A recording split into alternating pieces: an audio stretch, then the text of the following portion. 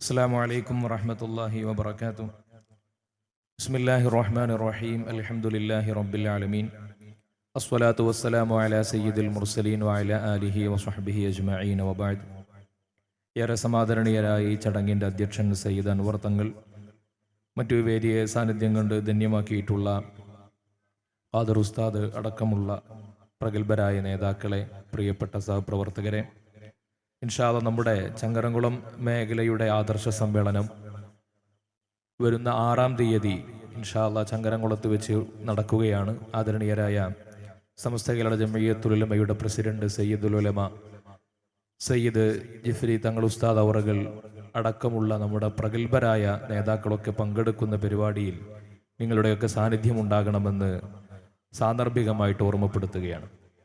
ഇവിടെ ഇനിയൊരു പ്രഭാഷണം ആവശ്യമില്ലാത്ത വിധത്തിൽ ഇവിടെ വളരെ പ്രൗഢഗംഭീരമായി ഈ സമ്മേളനത്തിൻ്റെ ആവശ്യകതയെക്കുറിച്ചും അഹ്ലുസുന്നത്തി വൽ ജമാഅത്തിൻ്റെ ആദർശങ്ങളുടെ ഭദ്രതയെക്കുറിച്ചുമൊക്കെ ബഹുമാനപ്പെട്ട ഉസ്താദുമാർ സയ്യിദ് അവറുകളൊക്കെ ഇവിടെ പ്രൗഢമായി സംസാരിക്കുകയുണ്ടായി. നമ്മൾ വലിയ ഭാഗ്യം ചെയ്തവരാണ്. പ്രത്യേകിച്ച് ഈ പ്രദേശത്തുകാരെ, ഇതിൻ്റെ സംഘാടകരെ, ഈ മഹലിൻ്റെ ഭാരവാഹികളെ, ഈ മദ്രസയുടെ സാരഥികളെ ഞാൻ പ്രത്യേകം അഭിനന്ദിക്കുകയാണ്. നിങ്ങൾ പ്രത്യേകം തൗഫീഖുடைய ആളുകളാണ്. കാരണം നിങ്ങളുടെ സഹകരണത്തിലും സാന്നിധ്യത്തിലും അള്ളാഹുവിൻ്റെ മശായിഖുമാരെ കുറിച്ച്, ഔലിയാക്കളെ കുറിച്ച്, അഹ്ലുസുന്നത്തി വൽ ജമാഅയുടെ ആശയ വൈപുല്യത്തെക്കുറിച്ച് ഇവിടെ പ്രൗഢമായ പ്രഭാഷണങ്ങൾ സംഘടിപ്പിക്കാനും നമുക്ക് പഠിക്കാനുമുള്ള അവസരമാണ് ഇവിടെ ഒരുക്കപ്പെട്ടിരിക്കുന്നത്. ഇതിന് നിങ്ങൾ ചെയ്ത ഈ അധ്വാനങ്ങൾക്ക് എത്ര തന്നെ അഭിനന്ദനങ്ങൾ അറിയിച്ചാലും മതിയാകില്ല. അള്ളാഹു സ്വീകരിക്കട്ടെ.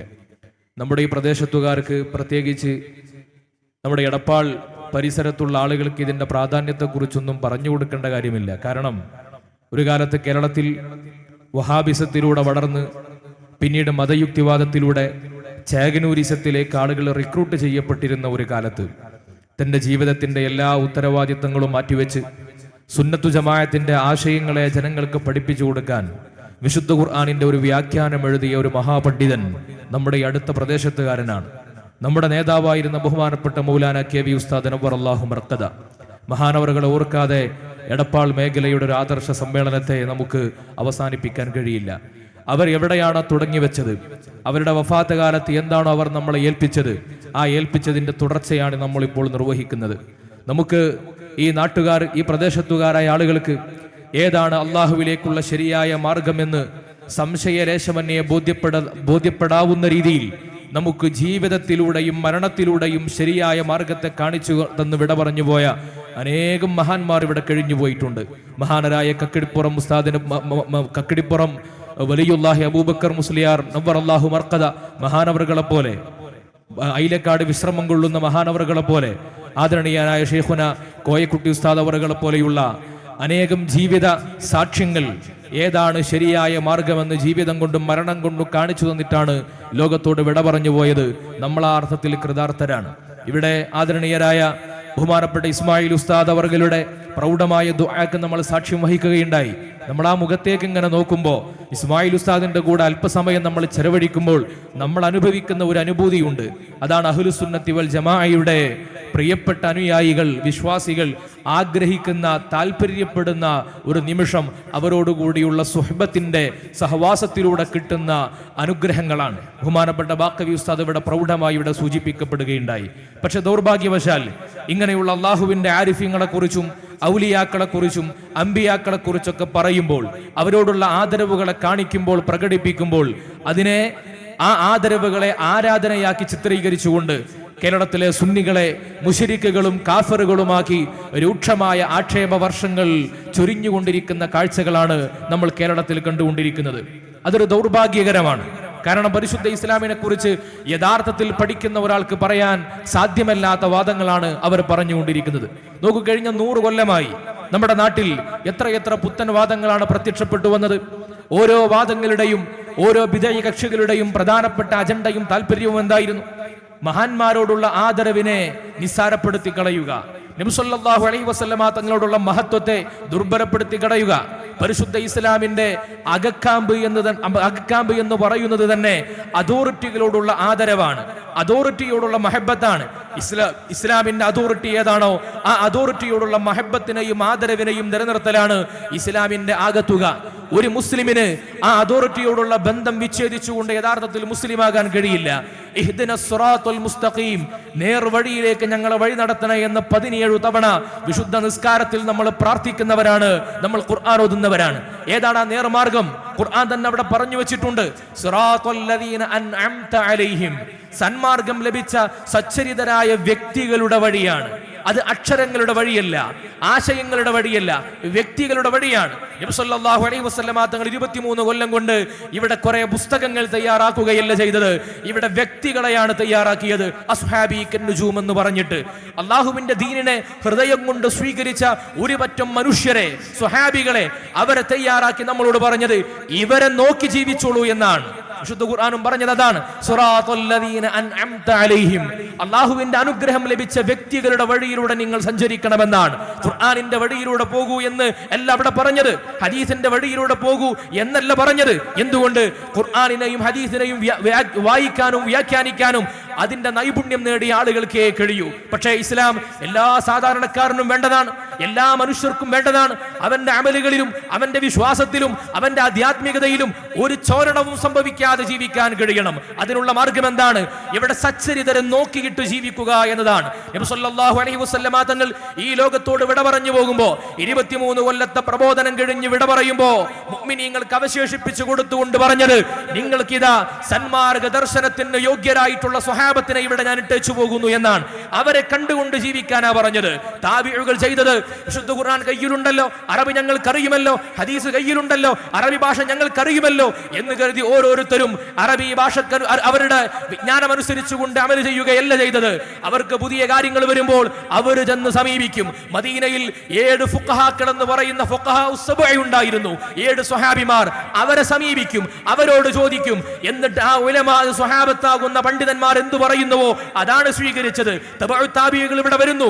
3-ാം നൂറ്റാണ്ടിലേക്ക് എത്തിയപ്പോൾ അവരെങ്ങനെയാ ഇസ്ലാമിനെ സ്വീകരിച്ചത്? അവരുടെ തൊട്ടുമുമ്പുള്ള പണ്ഡിതന്മാർ എന്തു പറഞ്ഞുവോ അതിനെ പകർത്തിയിട്ടാണ്. ഇത് 14 നൂറ്റാണ്ടുകാലത്തെ പാരമ്പര്യം ഇതാണ്. ഓരോ നൂറ്റാണ്ടിലെയും പണ്ഡിത ദൗത്യം ഏറ്റെടുത്ത പ്രവാചകന്റെ അനന്തരഗാമികളായിട്ടുള്ള ആലിമീങ്ങൾ എന്തു പറയുന്നുവോ അതിനെ സ്വീകരിക്കുക. ഇതാണ് സുരക്ഷിതമായ മാർഗം. ഒരു മുഅ്മിനിന് വേണ്ടത് എന്താണ്? അവന്റെ അമലുകൾ സംരക്ഷിക്കപ്പെടണം, അവന്റെ വിശ്വാസം സംരക്ഷിക്കപ്പെടണം, അവൻക്ക് ആത്മീയമായ വളർച്ചയുണ്ടാകണം. ഇത് മൂന്നും നിർവഹിക്കപ്പെടാൻ പണ്ഡിതന്മാർ ഇവിടെ ഒരു മെക്കാനിസം ഉണ്ടാക്കിയിട്ടുണ്ട്. അവിടെ അമലുകൾ കൃത്യമായി നിർവഹിക്കപ്പെടാൻ ഇവിടെ മദ്ഹബുകളെ നിങ്ങൾ പിന്തുടരണമെന്ന് പറഞ്ഞു. നിങ്ങളുടെ അഖീദയിൽ നിങ്ങൾക്ക് ആദർശ വ്യതിയാനങ്ങൾ ഇല്ലാതിരിക്കാൻ അഖീദയുടെ അശ്അരി മാതുരീദി സരണികളെ പിന്തുടരണമെന്ന് പറഞ്ഞു. നിങ്ങൾക്ക് ആത്മീയമായ ഔന്നിത്യങ്ങൾ ഉണ്ടാകാൻ നിങ്ങൾ തസവുഫിന്റെ മാർഗം സ്വീകരിക്കണമെന്ന് പറഞ്ഞു. ഈ 3 മാർഗത്തെയും പരിചയപ്പെടുത്തുന്ന പാരമ്പര്യത്തിന്റെ കൂടെ നിൽക്കുന്ന ശ്രേണിയാണ് അഹ്ലുസുന്നത്തി വൽ ജമാഅ. ആ സുന്നത്തു ജമാഅത്തിന്റെ പാതയെ പരിചയപ്പെടുത്തുക എന്ന പണിയാണ് സമസ്ത ഇവിടെ നിർവഹിച്ചത്. കഴിഞ്ഞ 100 കൊല്ലത്തിനിടക്ക് പുതിയതൊന്നും പറഞ്ഞിട്ടില്ല, പുതിയത് പറയേണ്ടതുമില്ല. എന്തുകൊണ്ടാണ്? 13 നൂറ്റാണ്ട് കാലത്തെ പാരമ്പര്യത്തെ സ്ഥാപിക്കലായിരുന്നു നമ്മുടെ പണി. എന്നാൽ ഇവിടെ പ്രത്യക്ഷപ്പെട്ടു വന്ന ഓരോ ബിദ്അ വിഭാഗത്തെയും നിങ്ങൾ പരിചയപ്പെട്ടു നോക്കൂ. അവർ ഓരോരുത്തരും ഈ പാരമ്പര്യത്തിന്റെ കണ്ണിയിലെ ഓരോ കണ്ണികളെയും നിരാകരിച്ചവരാണ്. ഇവിടുത്തെ മുജാഹിദുകൾ, ഇവിടെ പ്രത്യക്ഷപ്പെട്ടു വന്ന ബിദ്അകൾ, ആ ബിദ്അകൾ ഇന്നെത്തി നിൽക്കുന്ന സ്റ്റേജ് എവിടെയാണ്? അവർ ഈ 100 കൊല്ലത്തിനിടയിൽ അവർ അകപ്പെട്ടു പോയിട്ടുള്ള പരിണാമത്തിന്റെ അപകടങ്ങൾ എന്തൊക്കെയാണ്? അവരുടെ വന്ന് പറഞ്ഞത് ഈ പാരമ്പര്യത്തെയാണ് നിഷേധിച്ചത്. ഇതിന്റെ ഒന്നാമത്തെ കണ്ണികൾ സ്വഹാബത്താണ്. ആ സ്വഹാബത്ത് മതത്തിൽ പ്രമാണമല്ല എന്ന് പരസ്യമായി എഴുതി വെച്ചവരാണ് കേരളത്തിലെ മുജാഹിദുകൾ. അവരോട് നമ്മുടെ പണ്ഡിതന്മാർ ചോദിച്ചു, ഇവിടെ നിങ്ങൾ പള്ളികളിൽ മലയാളത്തിൽ ഖുത്ബ ഓതുന്നു, സ്വഹാബത്ത് ചെയ്തിട്ടില്ലല്ലോ, ഇവിടെ പണ്ഡിതന്മാർ പഠിപ്പിച്ചിട്ടില്ലല്ലോ, ഇവിടെ അങ്ങനെ ഒരു രീതിയില്ലല്ലോ. സ്വഹാബത്ത് നിസ്കാരം പഠിപ്പിച്ച കേരളത്തിൽ നിങ്ങൾ എങ്ങനെയാണ് അവർ മലയാളത്തിൽ ഖുത്ബ ഓതുന്നത് എന്ന് ചോദിച്ചപ്പോൾ അതിനവർ പറഞ്ഞ മറുപടി, സ്വഹാബത്ത് മതത്തിൽ പ്രമാണമല്ല, അവരുടെ വാക്കുകൾ ദീനിൽ സ്വീകരിക്കപ്പെടില്ല എന്നായിരുന്നു. ആ പണ്ഡിത അതോറിറ്റികളെ മുഴുവനും നിരാകരിച്ചു. എന്നിട്ട് ജനങ്ങളുടെ ഉള്ളിൽ ഒരു മതയുക്തിവാദത്തെ ഉണ്ടാക്കി. ആ മതയുക്തിവാദത്തെ സ്വീകരിക്കാൻ, ഉണ്ടാക്കിയെടുക്കാൻ അവർ സ്വീകരിച്ച രീതിശാസ്ത്രം എന്താണ്? 1920കളിൽ ലോകത്താകമാനം വ്യാപിച്ച ഒരു ആശയം ഉണ്ടായിരുന്നു, ഇസ്ലാമിക് മോഡേണിസം എന്ന് പറഞ്ഞാൽ ആധുനിക കാലഘട്ടത്തിനനുസരിച്ച് മതത്തെ വ്യാഖ്യാനിക്കുക, ഇസ്ലാമിനെ വ്യാഖ്യാനിക്കുക, ശാസ്ത്രത്തിന്റെ സ്കെയിൽ ഉപയോഗിച്ച് ഇസ്ലാമിനെ ദുർവ്യാഖ്യാനിക്കുക. അതിന്റെ പ്രചാരകനായിരുന്നു ഈജിപ്തിൽ നിന്നും പ്രത്യക്ഷപ്പെട്ടു വന്ന ജമാലുദ്ദീൻ അഫ്ഗാനിയും മുഹമ്മദ് അബ്ദുവും റഷീദ് റിദയും. ഈ മൂന്ന് ത്രിമൂർത്തികൾ ഇസ്ലാമിനെ ശാസ്ത്രീയമായിട്ട് വ്യാഖ്യാനിക്കാൻ തുടങ്ങി. വിശുദ്ധ ഖുർആനിലെ അനേകം മുഅ്ജിസത്തുകളെ നിരാകരിച്ചു. മുഅ്ജിസത്തുകൾ ശരിയല്ല എന്ന് പറഞ്ഞു. അതിനെ തങ്ങൾക്ക് യോജിക്കുന്ന രീതിയിൽ അതിനെ വ്യാഖ്യാനിക്കാൻ ശ്രമിച്ചു. ഉദാഹരണമായി മഹാനായ ഇബ്രാഹിം നബി അലൈഹി സ്വലാത്തു വസ്സലാം 4 പക്ഷികൾക്ക് ജീവൻ കൊടുത്ത ഒരു കഥ പറയുന്നുണ്ട്. 4 പക്ഷികളെ അറുത്ത് അതിന്റെ മാംസവും അതിന്റെ തൂവലുമൊക്കെ 4 ഭാഗത്തായി കൂട്ടിവെച്ചിട്ട് ഇബ്രാഹിം നബി അതിനോട് ഇങ്ങോട്ട് വരാൻ വേണ്ടി പറഞ്ഞപ്പോൾ ആ പക്ഷികളൊക്കെ ജീവനോടെ വന്നു എന്നാണ്. ഇങ്ങനെയുള്ള അത്ഭുത കഥകൾ വിശുദ്ധ ഖുർആനിൽ ഉണ്ടെങ്കിൽ അത് ആളുകൾ സ്വീകരിക്കില്ല, യൂറോപ്യന്മാർ സ്വീകരിക്കില്ല. മൂസാ നബി അലൈഹി സ്വലാത്തു വസ്സലാം വടി കൊണ്ടടിച്ചപ്പോൾ കടൽ 2ആയിട്ട് പിളർന്നു. ഖുർആനിലുള്ളതാണ്. അബാബിയിൽ പക്ഷികളുടെ കൊക്കിൽ നിന്ന് വീണ ചെറിയ കല്ലുകൊണ്ട് ആനകൾ ചത്തുപോയി. ഖുർആനിലുള്ളതാണ്. സുലൈമാൻ നബിയോട് ഉറുമ്പ് വർത്തമാനം പറഞ്ഞു. ഖുർആനിലുള്ളതാണ്. പക്ഷേ ഇതിനെക്കുറിച്ച് ഈ പറയപ്പെട്ട ഇസ്ലാമിക് മോഡേണിസ്റ്റുകളായ മതയുക്തിവാദികളായ മൗലവിമാർ പറഞ്ഞു അത് നമ്മൾ സ്വീകരിക്കാൻ പറ്റില്ല. അത് സ്വീകരിച്ചാൽ അത് ആളുകൾക്ക് ശാസ്ത്രത്തിന് വിരുദ്ധമാണ്. അതുകൊണ്ട് നമുക്കതിനെ നവീകരിക്കണം. എന്താ ചെയ്തത്? ഈ ആയത്തുകളൊക്കെ ദുർവ്യാഖ്യാനിച്ചു. ഈ പക്ഷികൾക്ക് ജീവനും കൊടുത്തു എന്ന് പറഞ്ഞതിനെ അവർ അതിനെ ദുർവ്യാഖ്യാനിച്ചിട്ട് റഷീദ് റിദ അദ്ദേഹത്തിന്റെ തഫ്സീറുൽ മനാറിൽ എഴുതി. എന്താണ് അതിന്റെ താല്പര്യം? അത് പക്ഷികൾക്ക് ജീവൻ കൊടുത്തതൊന്നുമല്ല, അവകളെ മെരുക്കിയെടുത്തതാണ്. അപ്പൊ ശരിയായി, കുഴപ്പമില്ല. അതുപോലെ മൂസാ നബി കടലിലടിച്ചപ്പോൾ കടൽ 2ആയി പിളർന്നു. ഖുർആനിലുള്ളതാണ്. അതിനെക്കുറിച്ച് ഈ പറയപ്പെട്ട മൗലവി റഷീദ് റിദ എന്ന പണ്ഡിതൻ അയാൾ എഴുതി, അത് മൂസാ നബി വേലിയേറ്റവും വേലിയിറക്കവുമുള്ള സമയത്ത് വയലിയിറക്കമുള്ള സമയം നോക്കി വടി കുത്തി നടന്നു പോയതാണ്. അപ്പൊ കുഴപ്പമില്ല, അവിടെ അത്ഭുതം എന്നുള്ള സംഭവം ഇല്ലാതെയായി. നംലത്ത് ഉറുമ്പ് വർത്താനം പറഞ്ഞു, ഖുർആനിലുണ്ട്. അതിനെക്കുറിച്ച് അവർ എഴുതി, ഉറുമ്പ് അല്ല വർത്താനം പറഞ്ഞത്, അതൊക്കെ ആളുകൾ വിശ്വസിക്കൂല, അതുകൊണ്ട് നംലത്ത് എന്ന ഗോത്രത്തിലെ ഒരു പെണ്ണ് വർത്താനം പറഞ്ഞു എന്നാണ് അതിന്റെ അർത്ഥം എന്നാക്കി മാറ്റി.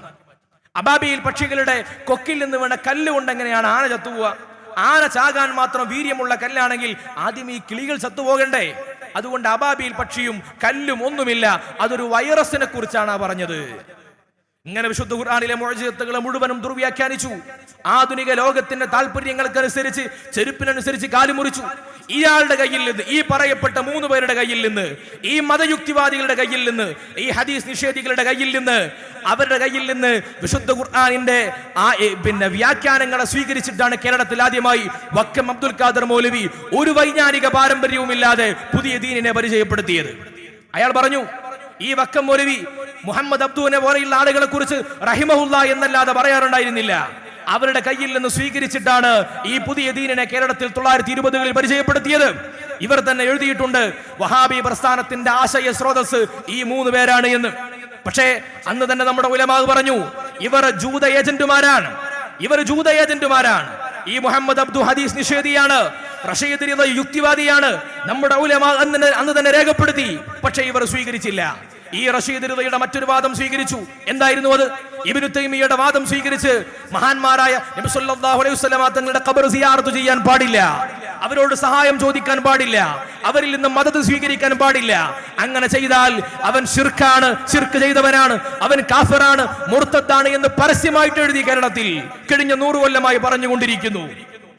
മഹാന്മാരെ ആദരിച്ചതിന്റെ പേരിൽ, ബഹുമാനിച്ചതിന്റെ പേരിൽ അതിനുവേണ്ടി ഇവർ ചെയ്ത പണി എന്താണ്? ഇതൊക്കെ നമ്മൾ നടത്തുന്ന ആദരവുകളെ അള്ളാഹുവിന്റെ റസൂലിനെ നടത്തുന്ന ഇബാദത്തായിട്ട് ദുർവ്യാഖ്യാനിച്ചു. ആദരവിനെ ആരാധനയാക്കി മാറ്റി. അതിനിവർ സ്വീകരിച്ച മാനദണ്ഡം ഇബാദത്തിന്റെ നിർവചനം. ഇവർ സ്വന്തമായിട്ട് ഒരു നിർവചനം ഉണ്ടാക്കി. റഷീദ് റിദ പഠിപ്പിച്ച അതേ നിർവചനത്തെ ഇവർ കേരളത്തിൽ കൊണ്ടുവന്ന് അപ്ലൈ ചെയ്യുകയാണ് ചെയ്തത്. നമ്മൾ മഹാന്മാരെ ആദരിക്കുന്നു. ഒരു കാര്യം എപ്പോഴാണ് ആദരവും ആരാധനയുമായി മാറുന്നത്? ഇവിടെ വേദിയിലേക്ക് ഒരാൾ കയറി വരുമ്പോൾ നമ്മൾ എഴുന്നേറ്റ് നിൽക്കുന്നു, അതൊരു ആദരവാണ്. നമ്മൾ അള്ളാഹുവിന്റെ മുമ്പിൽ പോയി നിസ്കരിക്കാനും എഴുന്നേറ്റ് നിൽക്കുന്നു, അതൊരു ആദരവാണ്. പക്ഷേ ഈ രണ്ടാമത് പറഞ്ഞത് ആരാധനയാണ്, ആദ്യം പറഞ്ഞത് ആദരവ് മാത്രമാണ്. എന്താണ് വ്യത്യാസം? നമ്മളൊക്കെ മക്കയിൽ പോയാൽ ഉംറ നിർവഹിക്കുന്ന സമയത്ത് നമ്മൾ ഹജറുൽ അസ്വദിനെ ഇങ്ങനെ കൈകൊണ്ട് കാണിച്ച് ചുംബിക്കാറുണ്ട്, അതൊരു ആദരവാണ്. എന്നാൽ സമാനമായ പ്രവർത്തനം നമ്മുടെ നാട്ടിലെ ഹൈന്ദവ സഹോദരന്മാർ അവരുടെ ആരാധ്യ വസ്തുക്കളോട് കൈകൊണ്ട് ഇങ്ങനെ ആംഗ്യം കാണിക്കാറുണ്ട്. അത് പക്ഷേ ആദരവ് മാത്രമല്ല, ആരാധന കൂടിയാണ്. എവിടെയാണ് ഈ വേർതിരിയൽ ഉണ്ടാകുന്നത്? പണി ഒന്ന് തന്നെയാണ്. എവിടെയാണ് ആ വേർതിരിവ്? അത് മനുഷ്യന്റെ ഉള്ളിലുള്ള വിശ്വാസപ്രകാരമാണ്. അത് പണ്ട് കാലത്ത് ഈ മുജാഹിദുകൾ തന്നെ രേഖപ്പെടുത്തിയതാണ്. നമ്മൾ ആരോടാണോ ദിവ്യത്വം കൽപ്പിക്കുന്നത് അവരോട് കാണിക്കുന്ന ആദരവുകൾ മാത്രമാണ് ആരാധനയാവുക. അള്ളാഹുവിനോടാണ് നമുക്ക് ദിവ്യത്വമുള്ളത്. അള്ളാഹുവിനെയാണ് എന്റെ മനസ്സിന്റെ ഉയർന്ന പദവിയിൽ ഞാൻ പ്രതിഷ്ഠിച്ചിട്ടുള്ളത്. എന്റെ ഉമ്മാക്കൊരു സ്ഥാനമുണ്ട്, ഉപ്പാക്ക് സ്ഥാനമുണ്ട്, മനസ്സിൽ ആദരവിന്റെ സ്ഥാനം ഉസ്താദുമാർക്കുണ്ട്, സഹോദരങ്ങൾക്കുണ്ട്, കൂട്ടുകാർക്കുണ്ട്, പ്രവാചകന്മാർക്കുണ്ട്, ഔലിയാക്കൾക്കുണ്ട്, അല്ലേ? പക്ഷേ എല്ലാത്തിന്റെയും മുകളിലാണ് ദിവ്യത്വത്തിന്റെ സ്ഥാനം, ഉലൂഹിയത്തിന്റെ സ്ഥാനം, ഇബാദത്തിന്റെ സ്ഥാനം. അത് അള്ളാഹുവിന് മാത്രമാണ്. ആ സ്ഥാനത്ത് ഞാൻ എന്റെ ഉള്ളിൽ പ്രതിഷ്ഠിച്ചിട്ടുള്ള റബ്ബിനോട് നിർവഹിക്കുന്ന കാര്യങ്ങൾ മാത്രമേ ഇബാദത്താവുകയുള്ളൂ. ഒരു കാലത്ത് മുജാഹിദുകളും ഇവിടെ പറഞ്ഞതാണ്. അതിന്റെ താഴെയാണ് എല്ലാം. നമ്മുടെ വിശ്വാസപ്രകാരം അമ്പിയാക്കൾ അള്ളാഹുവിന്റെ അടിമകളാണ്, സൃഷ്ടികളാണ്. പക്ഷേ അടിമകളുടെ കൂട്ടത്തിൽ നിന്ന് പ്രത്യേകമായ പദവിയുള്ളവരാണ്. നമ്മുടെ ഈ കൂട്ടത്തിൽ ആരെങ്കിലും അമ്പിയാക്കൾ അവർ ആരാധ്യ പുരുഷന്മാരാണെന്ന് കരുതുന്നുണ്ടോ? അവർ അള്ളാഹുവിന്റെ അടിമകളാണ് എന്ന് വിശ്വസിക്കുന്നവരാണ് എല്ലാവരും. പക്ഷേ അള്ളാഹുവിന്റെ അടിമകളോട് നമ്മൾ കാണിക്കുന്ന ആദരവിനെ ഇവർ ദുർവ്യാഖ്യാനിച്ചുകൊണ്ട് നമ്മൾ അവർക്ക് കൊടുക്കുന്ന ആരാധനയാക്കിയിട്ട് അതിനെ പതിച്ചു നൽകി. അതിനുവേണ്ടി ദുർവ്യാഖ്യാനം നടത്തി. ആ ദുർവ്യാഖ്യാനത്തിന് വേണ്ടി ഇവർ സ്വീകരിച്ചത് ഈ പറയുന്ന യൂറോപ്പിൽ നിന്നും കടമെടുത്തിട്ടുള്ള ഇസ്ലാമിക് മോഡേണിസത്തിന്റെ ആശയമായിരുന്നു. പക്ഷേ അത് എന്താ ഉണ്ടാക്കിയത്? 100 കൊല്ലമായി ഈ നാട്ടിലെ മുസ്ലിങ്ങളെ മുഴുവൻ കാഫിറാക്കുന്നതിലേക്ക് എത്തിച്ചു. ഈ സമീപകാലത്താണ് കേരളത്തിലെ മുജാഹിദിന്റെ പ്രമുഖനായ പ്രഭാഷകൻ പറഞ്ഞത്, കേരളത്തിലെ സുന്നി പള്ളികൾ അമ്പലങ്ങളാണ് പോലും, അവിടെയുള്ള ഇമാമുമാർ പൂജാരികളാണ്. എന്തൊരു വെറുപ്പിന്റെ വാക്കുകളാണ് ഇത്! അന്യമതസ്ഥരെ പോലും വേദനിക്കുന്ന വർത്തമാനങ്ങളല്ലേ? എന്തിന്റെ ലാ ഇലാഹ ഇല്ലല്ലാഹ് എന്ന് വിശ്വസിക്കുന്ന, അല്ലാഹുവല്ലാതെ ഒരു ആരാധ്യനും ഇവിടെ ഇല്ലെന്ന് എല്ലാവരും വിശ്വസിക്കുന്നതല്ലേ നിങ്ങളൊക്കെ? നിങ്ങളെക്കുറിച്ച്, നിങ്ങളുടെ ഉമ്മയെയും ഉപ്പയെയും പിതാക്കന്മാരെയും കുറിച്ചാണ് നിങ്ങൾ കാഫറുകളും മുർത്തദ്ദുകളുമാണെന്ന് പറയുന്നത്. ഒരു മുസ്ലിമിന്റെ പ്രധാന മേൽവിലാസം അതല്ലേ? നമുക്കൊക്കെ പല മേൽവിലാസങ്ങളുണ്ട്. ഞാൻ പിതാവാണ്, മകനാണ്, കൂട്ടുകാരനാണ്, ഈ രാജ്യത്തെ പൗരനാണ്. നമ്മുടെ ഏതെങ്കിലും മേൽവിലാസത്തെ ചോദ്യം ചെയ്താൽ, ഇയാൾ നിന്റെ ഉപ്പയല്ല എന്ന് പറഞ്ഞാൽ നമ്മൾ വെറുതെ ഇരിക്കുവോ? ഇയാൾ നിന്റെ മകനല്ല എന്ന് പറഞ്ഞാൽ നമ്മൾ വെറുതെ ഇരിക്കുവോ? ഈ രാജ്യത്ത് നിങ്ങൾ ഈ രാജ്യത്തെ പൗരന്മാരല്ല, പാകിസ്ഥാനിലേക്ക് പോകേണ്ടവരാണെന്ന് പറഞ്ഞപ്പോൾ നമ്മൾ സമരം നടത്തിയിട്ടില്ലേ? ഒരു മുസ്ലിമിന്റെ ഒന്നാമത്തെ മേൽവിലാസം അവൻ മുസ്ലിമാകുന്നു എന്നതാണ്. ആ മേൽവിലാസത്തെയാണ് 100 കൊല്ലമായിട്ട് ഇവിടെ പരിഹസിക്കുന്നത്. ആ മേൽവിലാസത്തെയാണ് 100 കൊല്ലമായി അങ്ങാടിയിലിട്ട് ഇവർ മനുഷ്യരെ മുർത്തദ്ദുകളാക്കി ചിത്രീകരിക്കുന്നത്. ആ മേൽവിലാസത്തെ നിരന്തരമായി ആക്ഷേപിക്കുകയും മുസ്ലിം എന്ന മേൽവിലാസത്തെ നിർദാക്ഷിണ്യം അത് തെറ്റാണെന്ന് ദുർവ്യാഖ്യാനിച്ച് പൊതുസമൂഹത്തിൽ തെറ്റുപരത്തി വെറുപ്പുൽപാദനങ്ങൾ ഉണ്ടാക്കിക്കൊണ്ടിരിക്കുമ്പോൾ അത് മാത്രം നമുക്കൊരു പ്രശ്നമല്ലാതാകുന്നത് എന്തുകൊണ്ടാണ്? നമുക്കതിനോട് ഒരു പ്രതിബദ്ധതയില്ലാത്തത് കൊണ്ടല്ലേ? ഒരാളുടെ മാതാവിനെ കുറിച്ചോ പിതാവിനെ കുറിച്ചോ ആരോപണം പറഞ്ഞാൽ അയാൾ ഇങ്ങനെ വെറുതെ ഇരിക്കുമ്പോൾ നമ്മൾ എന്താ പറയാ? അയാൾക്കൊരു പ്രതിബദ്ധതയില്ല എന്നല്ലേ? നമ്മുടെ ഇസ്ലാമിന്റെ മേൽവിലാസത്തെ നിരന്തരമായി ചോദ്യം അവരോട് നമ്മൾ സഹിഷ്ണുത കാണിക്കുന്നത് പോലും നമ്മുടെ ഈ പാരമ്പര്യത്തിന്റെ മഹത്വം കൊണ്ടാണ്. ഞാൻ പറഞ്ഞത്, ഈ ഒരു ആശയത്തെ അവർ സ്വീകരിച്ചത് ഈ പറയപ്പെട്ട 3 ത്രയങ്ങളിൽ നിന്നാണ്. അവർ പറഞ്ഞതുപോലെ പഠിപ്പിച്ചത് കൊണ്ടാണ്. അവർ സ്വീകരിച്ച ആശയത്തെ മുൻമാതൃകകളില്ലാത്ത വ്യാഖ്യാനങ്ങൾ നൽകിയത് കൊണ്ടാണ്. സലാം സുല്ലമി എന്നവരുടെ പണ്ഡിതൻ തന്നെ പറഞ്ഞു, ഒരു കാലത്ത് മുജാഹിദുകൾ പറഞ്ഞ ഈ നിർവചനം ഇക്കാലം വരെ ഒരു പണ്ഡിതനും പറയാത്തതാണ്. പക്ഷേ എന്ത് സംഭവിച്ചു? ആ വാക്ക് കേട്ടുപോയി മുജാഹിദുകൾ നമ്മളെ തൗഹീദ് പഠിപ്പിക്കാൻ വേണ്ടി വന്നവർ, സുന്നികളെ തൗഹീദ് പഠിപ്പിക്കാൻ വേണ്ടി വന്നവർ 100 കൊല്ലം കഴിയുമ്പോൾ ഇപ്പൊ എവിടെ എത്തി? 1920കളിൽ സുന്നികളൊക്കെ മുശ്രിക്കാണെന്ന് പറഞ്ഞ് തൗഹീദ് ഉണ്ടാക്കിയവരാണ് അവർ. പക്ഷേ 1940കൾ എത്തിയപ്പോ അവിടെ മൗദൂദി തൗഹീദിൽ ആകൃഷ്ടരായി. ചില മൗലവിമാർ അവർ വഹാബിസത്തിൽ നിന്ന് മൗദൂദിസത്തിലേക്ക് പോയി. എന്നിട്ട് അവർ പറഞ്ഞു, സുന്നികൾ മാത്രമല്ല മുശ്രിക്ക്, സുന്നിയും മുശ്രിക്കാണ്, വഹാബിയും മുശ്രിക്കാണ്, ഞങ്ങൾ മാത്രമേ ശരിയുള്ളൂ. അങ്ങനെ പറഞ്ഞു 1940കളിൽ. വീണ്ടും ഈ പുതിയ ഗവേഷണങ്ങളുമായി മുന്നോട്ട് പോയപ്പോൾ 1970കളിൽ ഇവരുടെ കൂട്ടത്തിൽ നിന്ന് തന്നെയാണ് CN അഹമ്മദ് മൗലവി എന്ന മോഡേൺ ഏജ് സൊസൈറ്റിക്കാരൻ ഉണ്ടായത്. ഇസ്ലാമിക് മോഡേണിസ്റ്റ്, മതയുക്തിവാദി. അയാൾ പ്രത്യക്ഷപ്പെട്ടു വന്നത് സംസം വെള്ളത്തിന് പുണ്യമില്ല, ഹജറുൽ അസ്വദിന്റെ പുണ്യമില്ല, ഒന്നിനും പുണ്യമില്ല. പിന്നെ മുഅ്ജിസത്തുകളെ മുഴുവൻ നിരാകരിച്ചു. ഞാൻ നേരത്തെ പറഞ്ഞ ആ വാദം സ്വീകരിച്ചിട്ട് അയാൾ പറഞ്ഞത് സുന്നിയും മുശ്രിക്കാണ്, മുജാഹിദും മുശ്രിക്കാണ്, ജമാഅത്തുകാരനും മുശ്രിക്കാണ്. 1980കളിൽ നമ്മുടെ അടുത്ത നാട്ടുകാരനായ മൗലവി ചേകനൂർ അയാൾ വന്നിട്ട് പറഞ്ഞു, മഖ്ബറകൾ പാടില്ല എന്ന വിശ്വാസമാണ് പിന്നെ മുജാഹിദുകൾക്കില്ലെങ്കിൽ മഖ്ബറകൾ മാത്രമല്ല പറ്റാത്തത്, സംസം വെള്ളവും പറ്റില്ല. തറാവീഹ് മാത്രമല്ല ചുരുക്കേണ്ടത്, ഇശാവും ചുരുക്കണം. ഒക്കെ സ്വീകരിച്ചത് ഒരു ഐഡിയോളജിയിൽ നിന്നാണ്. ഈ വഹാബിസത്തിലൂടെ വളർന്നു പോയിട്ടാണ് ചേകനൂരായത്. 980-കളിൽ ചേകനൂർ വന്നിട്ട് പറഞ്ഞു, സുന്നിയും മുശ്രിക്ക്, മുജാഹിദും മുശ്രിക്ക്, ജമാഅത്തും മുശ്രിക്ക്, ഞാനല്ലാത്തവർ മുഴുവൻ മുശ്രിക്ക്. ഇമാമിയങ്ങളെ മാത്രം തള്ളിയാൽ പോരാ, അബൂ ഹുറൈറയെയും തള്ളണം. ചേകനൂർ പറഞ്ഞു, പറയാൻ സ്വീകരിച്ച വാദത്തിന്റെ ബേസ് ഒക്കെ ഒന്നാണ്, എല്ലാവരും സ്വീകരിച്ചത് ഒന്നാണ്. എല്ലാം ഇതൊക്കെ കഴിഞ്ഞ് അവസാനം കൊല്ലം 2000 2002 മുജാഹിദുകളിൽ നിന്ന് 2 ഗ്രൂപ്പുകൾ ഉണ്ടായി. ഒരു ഗ്രൂപ്പുകൾ പറഞ്ഞു, ജിന്നുകൾക്ക് സ്വാധീനമുണ്ട്, സിഹിറുകൾ ഫലിക്കും. മറ്റൊരു കൂട്ടർ പറഞ്ഞു, സിഹിർ എന്ന് പറയുന്നത് ആലങ്കാരിക പ്രയോഗമാണ്, അത് ഫലിക്കില്ല, ജിന്നുകൾക്ക് മനുഷ്യന്റെ ഉള്ളിൽ പ്രവേശിക്കാൻ കഴിയില്ല. 2 ഗ്രൂപ്പായി. ഈ ഗ്രൂപ്പിനെ മുശ്രിക്കാക്കി, ഈ ഗ്രൂപ്പിനെ മുശ്രിക്കാക്കി, പരസ്പരം മുശ്രിക്കാക്കിയിട്ട് തിരക്ക് കൂടി 2ആയിട്ട് പിളർന്നു. സുന്നികളെ തൗഹീദ് പഠിപ്പിക്കാൻ വേണ്ടി വന്ന മുജാഹിദ് 2000 ആയപ്പോഴേക്ക് അവർ തമ്മിൽ 2 ഗ്രൂപ്പായി. അവസാനം പിന്നെ ഈ മുജാഹിദ് ഗ്രൂപ്പുകൾ ഓരോന്നായിട്ട് വളർന്നു. 2007 എത്തിയപ്പോഴേക്ക് അതിലെ ജിന്ന് വിഭാഗത്തിന്റെ ഗ്രൂപ്പ് കുറച്ചുകൂടി മൂർധന്യതയിലേക്ക് എത്തി.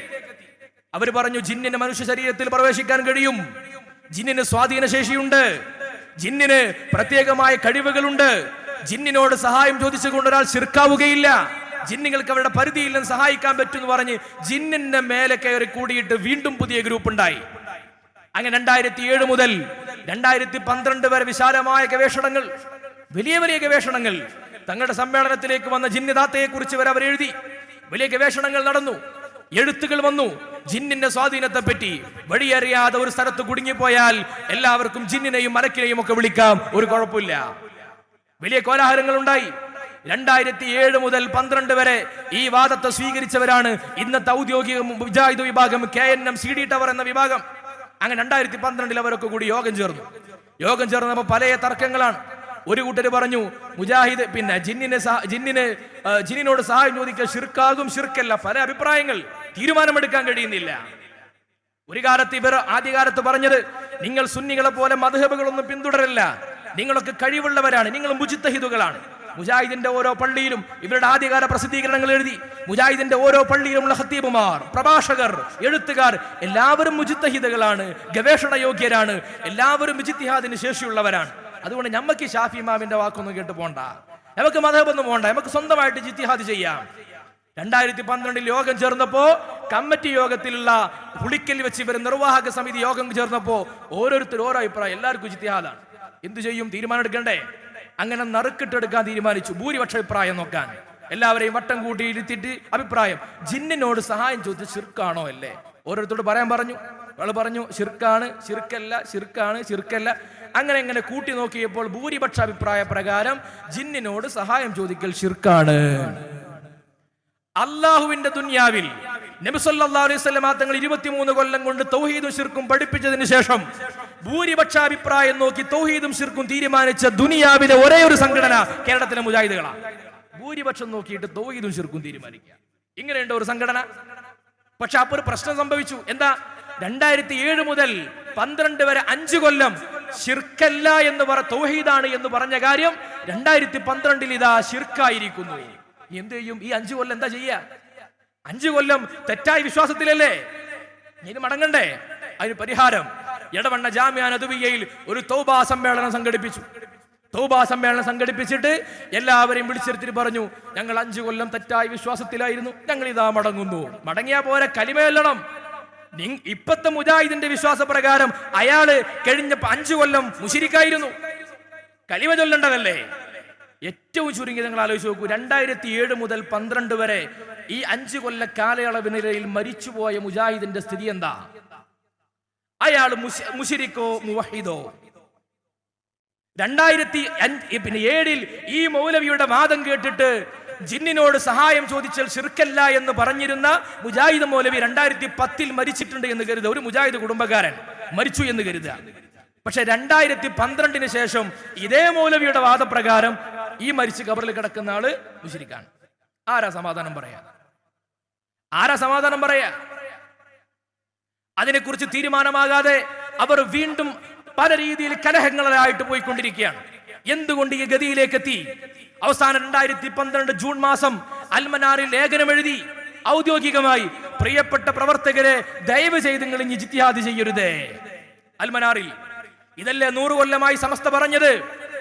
നിങ്ങൾ സ്വന്തമായിട്ട് ഇജ്തിഹാദ് ചെയ്തൊരു അഭിപ്രായം പറയുമ്പോൾ ദയവ് ചെയ്ത് പണ്ഡിത സഭയോടൊന്ന് ചോദിക്കണേ, ഗ്രൂപ്പിന്റെ എണ്ണം കുറക്കാലോ. ഇജ്തിഹാദ് ചെയ്യരുത് എന്ന് ദയനീയമായിട്ട് അപേക്ഷിക്കേണ്ട ഒരു സ്ഥിതിയിലേക്ക് എത്തി. എന്തുകൊണ്ട് ഈ ഗതിയിലേക്ക് വന്നു? ഒരു മാനദണ്ഡവും സ്വീകരിക്കാതെ മുൻഗാമികളുടെ മാർഗത്തിൽ നിന്ന് വ്യതിചരിച്ചുകൊണ്ട് തോന്നലുകൾക്കനുസരിച്ച് ഇസ്ലാമിനെ ഉണ്ടാക്കിയത് കൊണ്ടാണ്. ഇപ്പൊ എന്താ സ്ഥിതി? ഇത് കഴിഞ്ഞോ? ഇത് കഴിഞ്ഞില്ല. 2016 എത്തിയപ്പോ ഇവര് തമ്മിൽ ജിന്ന് വിഭാഗം വേറൊരു വിഭാഗമായിട്ട് പോയി. അപ്പൊ മറ്റു 2 വിഭാഗങ്ങൾ തമ്മിൽ ഒരു ഐക്യപ്പെരുന്നാൾ, ഒരു ഐക്യം ഉണ്ടാക്കി. എങ്ങനെ ഐക്യം ഉണ്ടാക്കണത്? അന്നത്തെ മടവൂർ ഗ്രൂപ്പും മദനി ഗ്രൂപ്പും രണ്ടു കൂട്ടരും തമ്മിൽ ഐക്യമാണ്. ഔദ്യോഗിക ഗ്രൂപ്പും മടവൂർ ഗ്രൂപ്പും ഐക്യം. എങ്ങനെ ഐക്യം എന്നറിയോ? അവർ തമ്മിൽ 10 വിഷയത്തിൽ മടവൂർ ഗ്രൂപ്പ് ഈ ഗ്രൂപ്പിനെ കുറിച്ച്, ഈ ഗ്രൂപ്പ് മുശ്രിക്കാണ് എന്ന് വിശ്വസിക്കുന്ന ആൾക്കാരാണ്. 10 വിഷയങ്ങളിൽ, സിഹിർ, ജിന്ന് പോലെയുള്ള 10 വിഷയങ്ങളിൽ, തബറുക്കിന്റെ വിഷയത്തിലൊക്കെ. അപ്പൊ ഐക്യം എന്താ? ഐക്യത്തിന്റെ മാനദണ്ഡം ഇനി മുതൽ നമ്മൾ ഈ വർത്താനം ഒന്നും പറയണ്ട. ഏത്? ശിർക്കിനെ പറ്റിയുള്ള വർത്താനം ഒന്നും പറയണ്ട. നമുക്ക് ഇങ്ങനെ സമ്മേളനമൊക്കെ നടത്തി, മാനവ സമ്മേളനം, സൗഹൃദ സമ്മേളനം എന്നൊക്കെ പറഞ്ഞു പോവാ, ശിർക്ക് മുണ്ടരുത്. അങ്ങനെ ഐക്യം നടത്തി. ഐക്യം നടത്തിയിട്ട് എന്താ ഉള്ളിൽ ഇങ്ങനെ പോഞ്ഞു നിൽക്കല്ലേ? ഇവർക്ക് പറയാതിരിക്കാൻ പറ്റുമോ? 2 കൊല്ലം കഴിഞ്ഞ വീണ്ടും പൊട്ടി. 2 കൂട്ടരും തമ്മിൽ പരസ്പരം ഗ്രൂപ്പായി മാറി. ഇപ്പൊ എന്താ സ്ഥിതി? KNM എന്ന് പറയുന്ന ഔദ്യോഗികമായ മുജാഹിദ് വിഭാഗത്തിന്റെ സ്ഥിതി എന്താ? അവർ കോഴിക്കോട് 10ാം സമ്മേളനം നടത്തി. ഒരു മാനവികത എന്നൊക്കെ പ്രമേയത്തില. അതേ പറയാൻ, തൗഹീദ് ഒന്നും ഇപ്പൊ പറയാൻ കഴിയില്ല. മാനവികതയെ പറയാൻ പറ്റുള്ളൂ. തൗഹീദ് പറഞ്ഞാൽ കുടുങ്ങി. കോഴിക്കോട് സമ്മേളനം നടത്തുമ്പോൾ പത്രസമ്മേളനം വിളിച്ചു.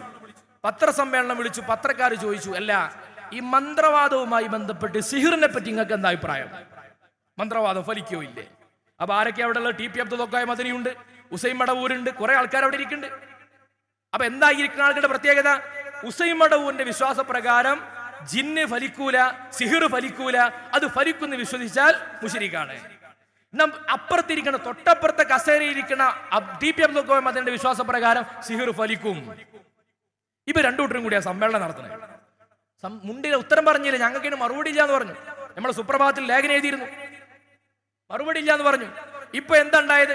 ഇത് ഇക്കഴിഞ്ഞ മാസം, പണ്ട് ഒരു തൗഹീദിൽ നിന്ന് ശിർക്കിലേക്കുള്ള മാറ്റം, തൗഹീദ് മാറ്റത്തിന് ഒരു 10 കൊല്ലം 50 കൊല്ലം കാലതാമസം ഉണ്ടായിരുന്നു. ഇപ്പൊ അതൊന്നുമില്ല. ഈ കഴിഞ്ഞ ഏതാനും ആഴ്ചകൾക്ക് മുമ്പാണ് അൻസാർ എന്ന് പറയുന്ന ഒരു പ്രഭാഷകൻ, മുജാഹിദിന്റെ ഔദ്യോഗിക മുജാഹിദിന്റെ പ്രഭാഷകൻ, ഒരു വെള്ളിയാഴ്ച ഖുത്തുബയിൽ ഇങ്ങനെ പേപ്പറൊക്കെ പിടിച്ച് തെളിവ് സഹിതം അങ്ങനെ ഖുർആനും ആയത്തും ഓതി നോക്കി പ്രസംഗിക്കുകയാണ്. എന്താ പ്രസംഗം? മനുഷ്യന്റെ ശരീരത്തിൽ ജിന്ന് പ്രവേശിക്കില്ല, ജിന്നിന് ഇടപെടാൻ കഴിയില്ല, ജിന്നിന് സ്വാധീനമില്ല, ഖുർആൻ ഇതാ പറയുന്നു, ഹദീസ് ഇതാ പറയുന്നു എന്നൊക്കെ പേപ്പർ പിടിച്ച് പ്രസംഗിക്കുകയാണ് മലയാളത്തിൽ വെള്ളിയാഴ്ച ഖുതുബക്ക്. പ്രമാണങ്ങളൊക്കെ ഉദ്ധരിച്ച് ഇതാ ഖുർആനിലുണ്ടെന്നൊക്കെ പറഞ്ഞ് വായിച്ച് പ്രസംഗിച്ച് പ്രസംഗം കഴിഞ്ഞ് പിറ്റേന്ന് നേരം വെളുത്തപ്പോൾ ലൈവിൽ വന്നിട്ട് പറയുന്നു, ഞാൻ ഇന്നലെ പറഞ്ഞതൊക്കെ തെറ്റായിരുന്നു, അത് ശരിയല്ല, എന്നെ ജമിയത്തുൽ ഉലമ വിളിച്ച് പഠിപ്പിച്ചിട്ടുണ്ട്, ആ പ്രമാണങ്ങളൊന്നും ശരിയല്ല, ഇവിടെ പുതിയ പ്രമാണം കിട്ടിയിട്ടുണ്ട്, അതുകൊണ്ട് ജിന്ന് മനുഷ്യന്റെ ശരീരത്തിൽ കടക്കും. എന്നാ അവിടെ നിൽക്കണ്ടേ? തൊട്ടടുത്ത ദിവസം ഉസൈൻ മടവൂരിന്റെ പ്രസംഗം എന്താണ്? ജിന്ന് മനുഷ്യ ശരീരത്തിൽ പ്രവേശിക്കില്ല. ആലോചിക്ക്, ജിന്നുകൾ വരെ ജിന്നുകളുടെ കാര്യത്തിൽ ഇത്ര വലിയ ആലോചന ഉണ്ടായിട്ടുണ്ടാവില്ല. ഇവിടെ എന്തൊക്കെ കാര്യങ്ങൾ നമുക്കുണ്ട്. ജിന്നിനെ ശൈത്താനെ പറ്റി ഇടയിൽ കിടന്നിങ്ങനെ മുറുകി മുട്ടുകയാണ് ഇവര്. ജിന്നുകൾ സാധു മനുഷ്യന്മാരാ, നമ്മളെ ഇടയ്ക്കൊന്ന് വരാതെ സ്വസ്ഥമായിട്ട് ജീവിക്കുക. ഓലെ കേരളത്തിലിട്ടിട്ട് ഈ മനുഷ്യന്മാരെ ഇടയിലൊക്കെ ഇട്ടിട്ട് ചർച്ചയാക്കിയിട്ട് ഇപ്പോഴും തീരുമാനമായിട്ടില്ല. മുമ്പൊക്കെ ഒരു 10 കൊല്ലം തൗഹീദ് മാറ്റത്തിന് 10 കൊല്ലം കാലതാമസം ഉണ്ടായിരുന്നുവെങ്കിൽ ഇന്ന് നേരം വെളുക്കുമ്പോഴേക്ക് തൗഹീദ് മാറുകയാണ്. ഞാൻ എൻ്റെ പ്രിയപ്പെട്ട മുജാഹിദ് കുട്ടിയോട് പറയട്ടെ, നമ്മുടെ നാട്ടിലൊക്കെ ഉണ്ടെങ്കിൽ 50 കൊല്ലം കഴിഞ്ഞ് വരുന്ന മുജാഹിദിന്റെ കുട്ടിയോട് അവർ പറയും, ആ 2024 ഉണ്ടായിരുന്ന മുജാഹിദീങ്ങൾ എന്ന് പറഞ്ഞാൽ ഓലൊക്കെ മുശ്രിക്കായി മരിച്ചുപോയതാരാണ്, ഞങ്ങൾക്കേ പ്രമാണം കിട്ടിയിട്ടുള്ളൂ എന്ന് പറയും. അത് പറഞ്ഞു സക്കരിയ സ്വലാഹി എന്ന പണ്ഡിതൻ മുജാഹിദിന്റെ. അയാൾ പറഞ്ഞു, കഴിഞ്ഞ 100 കൊല്ലത്തിനിടക്ക് തൗഹീദിനെയും ശിർക്കിനെയും നമുക്ക് മനസ്സിലാക്കുന്നതിൽ സൂക്ഷ്മതക്കുറവ് പറ്റി. 50 കൊല്ലം കഴിഞ്ഞാൽ ഇന്നത്തെ സിന്ദാബാദ് വിളിക്കണ മുജാഹിദിനെ കുറിച്ച് 50 കൊല്ലം കഴിയാൻ, 50 കൊല്ലം വേണ്ട, അന്ന് എത്ര ഗ്രൂപ്പാവും നമുക്കറിയില്ല. ഏതാനും കൊല്ലങ്ങൾ കഴിയുമ്പോഴേക്കും മുജാഹിദുകൾ തന്നെ പറയും അന്നത്തെ മുജാഹിദുകൾ പറയും, ഈ അടുത്ത കാലത്തൊക്കെ പോയവർക്കൊന്നും പ്രത്യേകിച്ച് കഥൊന്നുമില്ല, ഓല് മുശ്രിക്കായിരുന്നു, സാരമില്ല എന്ന് പറയും. ഏറ്റവും ചുരുങ്ങിയത് പോട്ടെ വക്കം അബ്ദുൽ ഖാദർ മൗലവി, അയാളല്ലേ മുജാഹിദ് ഉണ്ടാക്കിയത്, അയാളെങ്ങാനും ഇന്ന് കേരളത്തിലേക്ക് വന്നു എന്ന് കരുതുക, ഖബറിന്ന് എഴുന്നേറ്റ് വന്നു എന്ന് കരുതുക. ഇന്നത്തെ മുജാഹിദിന്റെ വാദപ്രകാരം അയാൾ സുന്നിയക്കാരം. കാരണം എന്താ? വക്കം മൗലവിയെ കുറിച്ച് അയാളുടെ ബന്ധുവായ മുഹമ്മദ് കണ്ണ് എഴുതിയൊരു പുസ്തകമുണ്ട്, വക്കം മൗലവിയുടെ അനുസ്മരണം. അതിൽ പറയാണ്, വക്കം മൗലവിയുടെ വീട്ടിലേക്ക് എല്ലാ ദിവസവും രാവിലെ മുസ്ലിമീങ്ങളും അമുസ്ലിമീങ്ങളൊക്കെ വരും. എന്നും രാവിലെ വരും. എന്തിനാണ്? പാമ്പ് കടിച്ചവര്, പൂച്ച മാന്തിയവര്, പഴുതാര കുത്തിയവര്, പെരിച്ചായി മാന്തിയവര്, കടിച്ചവര്, ഇങ്ങനത്തെ ആളുകളൊക്കെ മന്ത്രിച്ചൂതാൻ. നമ്മളെ പാണക്കാട് സയ്യിദന്മാരൊക്കെ ചൊവ്വാഴ്ച മാത്രമേ ഇരിക്കലുള്ളൂ. എന്നാ വക്കം മൗലവി ദിവസവും മന്ത്രിച്ചൂതായിരുന്ന ആളാ. മൂപ്പര മുജാഹിദിന്റെ സ്ഥാപകൻ. ഇന്നത്തെ മുജാഹിദിന്റെ നേതാക്കന്മാരെങ്ങാനും ഇയാളെ എങ്ങാനും ഖബറിന്ന് എഴുന്നേറ്റ് വന്നാൽ കുടുങ്ങി. അവർ പറയും ഇയാൾ മുസ്ലിക്കാ പറയും. അന്നത്തെ മൗലവി ഇ കെ മൗലവി 923 അയാൾ അൽ മുർഷിദിൽ എഴുതി, നബിദിനാഘോഷം റബീഉൽ അവ്വൽ വന്നാൽ സന്തോഷിക്കാത്തവൻ മുഅ്മിനല്ല. അറബിയിൽ മാത്രം മൗലിദ് ഓതിയാ പോലെ മലയാളത്തിൽ ഓതണം, അതിനുവേണ്ടി ഭക്ഷണം കൊടുക്കണം. റബീഉൽ അവ്വൽ വന്നാൽ ആർക്കാണ് സന്തോഷമില്ലാത്തത് എന്ന് പറഞ്ഞ ആ മൗലവി എങ്ങാനും ഇന്ന് ഹയാത്തിലുണ്ടെങ്കിൽ ഇന്നത്തെ മുജാഹിദിന്റെ വാദപ്രകാരം അയാൾ ബിദ്അയായിരിക്കും. എന്തിനാണ് ഈ നിരർത്ഥകമായ അസ്ഥിരമായിട്ടുള്ള ആദർശത്തിന്റെ പിറകെ പോകുന്നത്? ഇനി നിങ്ങൾ ആലോചിച്ച് നോക്കൂ. സമസ്ത കേരള ജംഇയ്യത്തുൽ ഉലമ 926 രൂപീകരിക്കുമ്പോൾ ഏതൊരു ആദർശമാണ് തൗഹീദായി പറഞ്ഞത്, അതുതന്നെയാണ് ഇന്ന് 2024 നമ്മൾ പറയുന്നത്. അന്ന് ഏതാണോ നമ്മുടെ മദ്ഹബ്, അന്ന് ഏതാണോ നമ്മുടെ മൻഹജ്, അന്ന് നബിദിനം പറ്റുമോ ഇന്നും പറ്റും. അന്ന് തറാവീഹ് 20 ഇന്നും തറാവീഹ് 20. എല്ലാം നമുക്ക് നിലപാടുകളിൽ മാറ്റമില്ല. ഇവര് മാറ്റിയില്ലേ? തറാവീഹ് 20 നിസ്കരിക്കൽ പാടില്ല, ബിദ്അത്താണ് എന്ന് പറഞ്ഞ മുജാഹിദ് മൗലവിമാർ ഈ അടുത്തുവരെ എഴുതി തറാവീഹ് നമസ്കാരം 20 നിസ്കരിച്ചാലും കുഴപ്പമില്ല.